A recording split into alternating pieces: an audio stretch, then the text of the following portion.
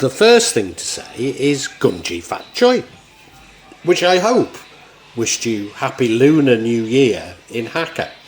Certainly something like that.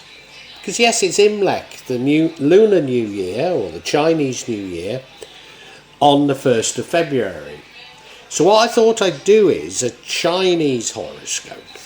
So this is for the Chinese sign of the pig. Now, if you're not sure of what your Chinese sign is, you can look below. And it's for the year of the tiger. Now, the year of the tiger this year goes from 1st of February to the 31st of January next year. So in other words, when you look at the sort of way of working it out, if you're born in January, you fall into the previous year. Except possibly if you're at the very end of January.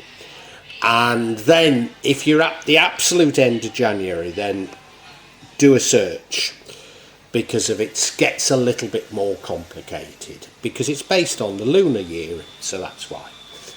So anyway, yeah, this is the tarot reading for the pig, for the year of the tiger, and pigs.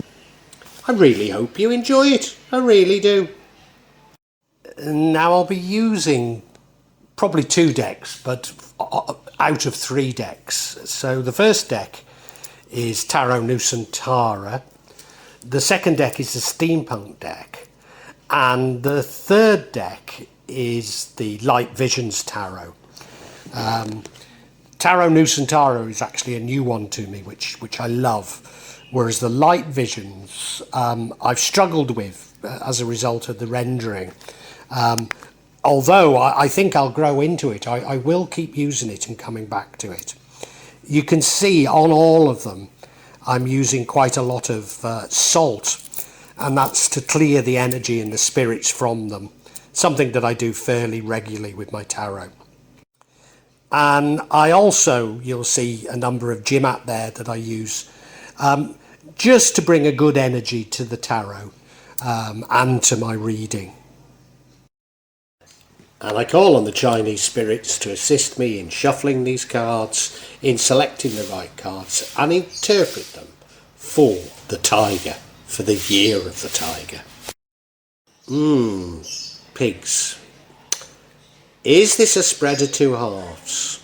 It certainly feels like it could be that way. It certainly does.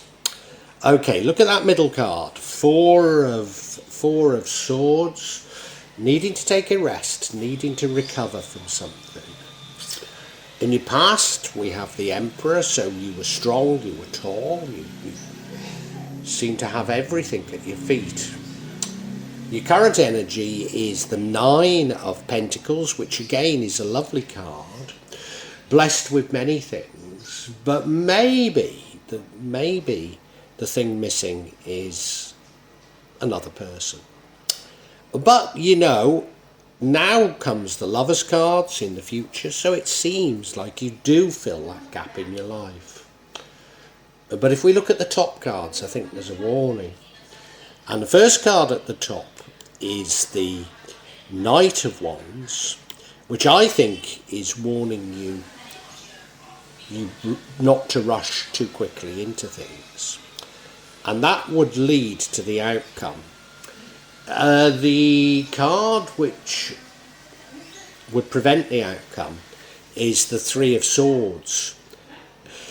Card of broken heart. So, not a card I'd like to see, but it's preventing the outcome, and the outcome I'm not keen on, because it's the Devil card. It could suggest that this person that you find you have an unhealthy attachment to, that they're not really the right person for you.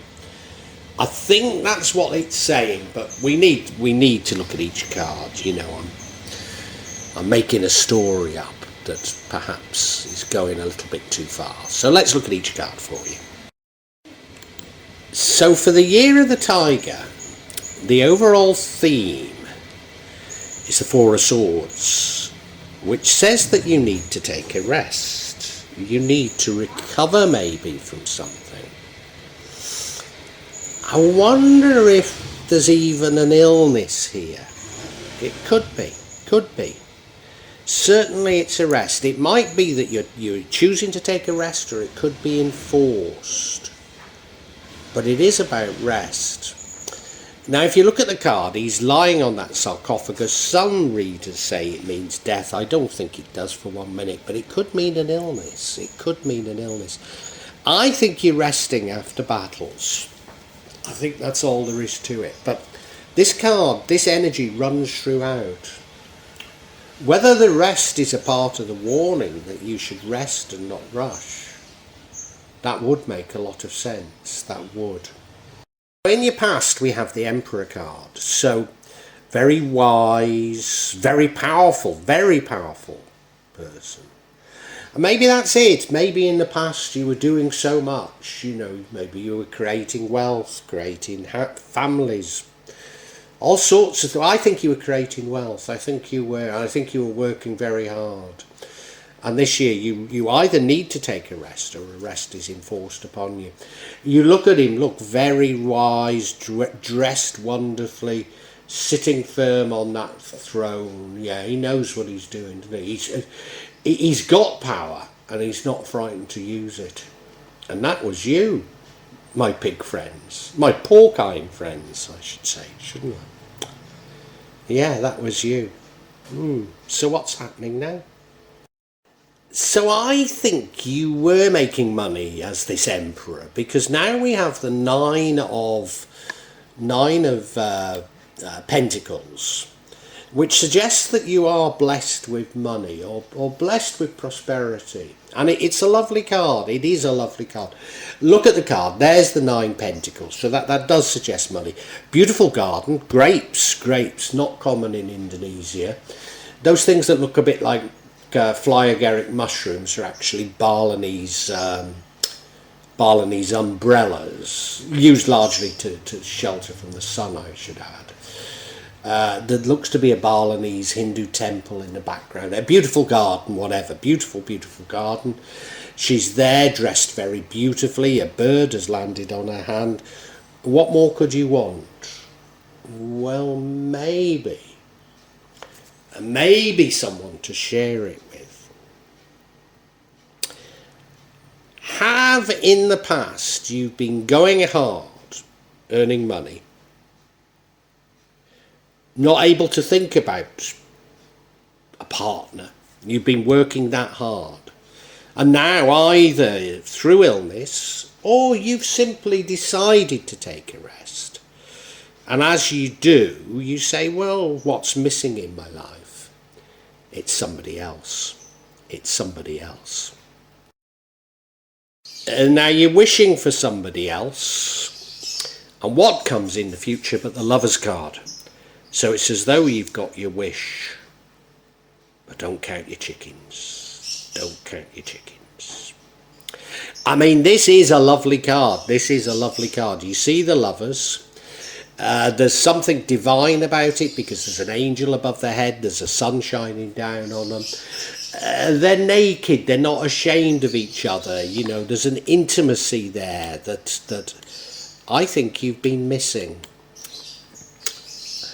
And normally you'd say that this is just a beautiful card, but there is a Wayang in the middle there called a Gunangan. And it's 3-sided. One side is the good side, another side, one side is the known side, another side is the unknown, and then finally there's the shadow side. Is that a warning? I think it is. I think there's a real warning about this love. And if you are somebody that's made a lot of money and you now want to share your life with someone, you will attract the wrong people, won't you? You will. Yeah. And we now have the Knight of Wands. A bold, fearless knight. A knight that moves rather fast. A knight that doesn't think before they act. And they get into situations that they shouldn't. Now, you may well be female, but let me just use an analogy that you've worked extremely hard, haven't had time for a social life. Maybe you've even sold the business, cashed out on it. And it's now time to take a rest and enjoy yourself, and what's missing in your life is someone to share it with. And maybe you even go on the sites for sugar daddies, and you attract more than one young girl that seems attracted to you. But of course, they're only attracted to your money. And you know that, but you think you can handle it because you've handled everything in business, but you can't. You can't handle it. You're fooling yourself. That's what this card is telling me. You're fooling yourself. Look at the card. You're rushing in without thinking. You think you're so clever because you've been so clever in business. You've made all this money. You think you can buy and sell people, but you can't. You can't. That's what's going wrong, pig. That's what's going wrong. There's an incredible paradox in this reading, because the thing that would prevent the outcome is the Three of Swords, which is a broken heart. So if you allow your heart to be broken, let's say you are this sugar daddy and you get attached to some of these. You think you can control it, but you get attached to some of these young girls, and one of them breaks your heart. And it's a good thing if it happens, because you'll see the error of your ways. You'll take stock and you'll see the error of your ways. Look at the card. Well, there's no hiding it. There's a heart. There's 3 swords, 1 through each one, and it's raining. So it's a horrible, horrible card. But it's only a minor arcana. It's only a 3. You'll get over it. And it's much better. It's much better that happens than what is the outcome. That is much better. And I know it seems hard to take. Gosh, my poor kind friends, this isn't a beautiful reading, is it? But it's a good warning. The ending that the warning's about, that I'm trying to avoid for you, I'm trying to spell it out. The ending is the Devil card, which is unhealthy attachments. So come on, let's get back to you being the sugar daddy, and you develop an unhealthy attachment to beautiful, much younger girls than yourself. Now, I've got to admit something. My wife is 18 years younger than me. And so I don't want you to think I'm being moralistic about it. I don't want you to think I'm saying it can't work. But I think you're someone with no experience. Your experience has been in business, in making money. You've not been playing the field until you've hit this sugar daddy site, or whatever it's called, and you're inundated with beautiful young women that want to be with you, and you're just loving it. You're just loving it. And the more you love it, the deeper this addiction becomes. It becomes more and more addicted, more and more sordid. Yeah. And you're more and more blindfolded by it, and you can't get out of it, which is why the broken heart was probably a good thing. Oh dear, pig, I'm going to get some clarification. Just I hope I'm wrong on this one. I hope I'm wrong, but I don't think I am for 1 minute. Now, as I say, you might not be a bloke, you might be a woman, but it's a similar thing. It's a similar energies we're talking of. And I'm going to get clarity on this Devil card, because I think it will tell us what's going wrong. And the first card we have is the 5 of Wands, a card of pulling in different directions. We then have the 8 of Wands, somebody with a very strong sense of direction. And finally we have the 10 of Swords, a bitter betrayal, endings, bitter betrayal. Yeah, looks like I'm right, doesn't it? I'm sorry. The first card of clarification is this Five of Wands. I think I called it the Four of Wands before, but it's the five. They do have very different meanings. And the Five of Wands, it's conflicts, disagreements. But, do you know, it's more a card, more than about disagreement. It's more about people having different objectives. People pulling in different ways because they see things differently. Now, forgive me, you know, this thing about the sugar daddy and the younger girl, it's only an analogy. I'm only talking about the energy here. But you think you're looking for companionship. And you think you can buy that. And the young girl or girls are simply looking for your money. They're not wanting to be with you for the rest of their lives. They're just wanting to extract as much money as they can out of you as quickly as possible. And you can see how there's the potential for real conflict there, including the broken heart of the last card, which I'm hoping you will come to your senses. I'm hoping you will. But you know, I don't think either you nor your chosen victim. Well, who's the victim? That's the point, isn't it? Who is the victim? Because we've got the Eight of Wands here, and I think this means both of you. And you're both determined, you've both got your direction, you're both moving quickly towards it. You towards maybe marrying them so that you've got the companion of your life. Them perhaps moving towards marrying you so that they can end up divorcing you and taking half your money. It's that type of an energy we're talking here. You're rushing. We know you're rushing because we've got the Knight of Wands, don't we? We know you're rushing. And I think both you and her, and as I've said, you might be a woman and it might not be the sugar daddy situation, but you're rushing into this relationship and it's going to end up in massive tears. But you're addicted, aren't you? You're addicted. Yeah. Like you were addicted to making money before, you're now addicted to probably making love to young, beautiful girls. That's yeah. You're addicted to it. Hey, we've all been there. We've all been there.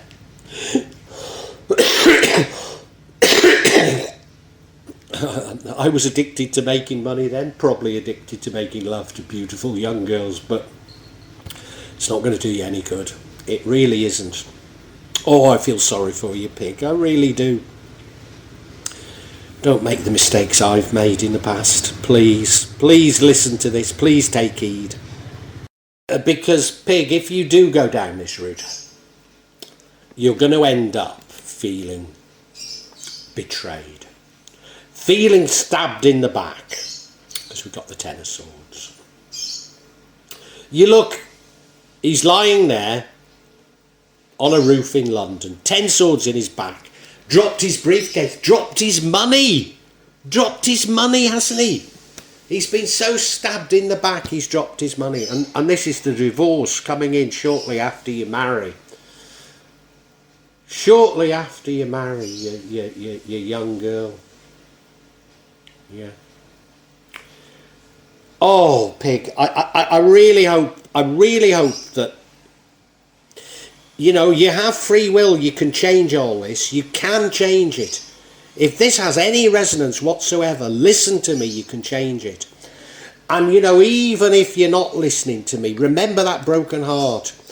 If you can see through it quickly enough, and though it will break your heart because the person you think is the love of your life doesn't love you, they love money. And remember, you should know about this, pig, because you were there just a few years ago. All you loved was money. So why can you blame these young girls for being the same? Why do you blame them for being the same? They love money just as you do. They don't share that vision that you have. They don't want to be with you. They just want your money. It's as simple as that. And I hope you can learn from this, pig. I really do. Well, we're going to summarise, aren't we? We've got to summarise. Oh dear, my porcine friends, this is not a happy reading for the Year of the Tiger. It really isn't. It really isn't. In the past, you were powerful. I believe you were making an awful lot of money. An awful lot of money. And I don't know if illness meant you had to stop. I think most likely, you had a business and you sold it.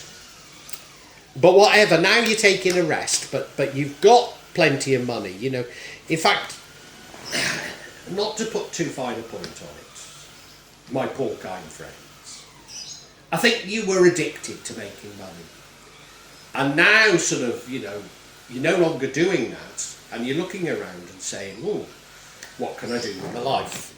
And you're looking around and you've got plenty of money and you're very comfortable, but you're all alone. You're all alone.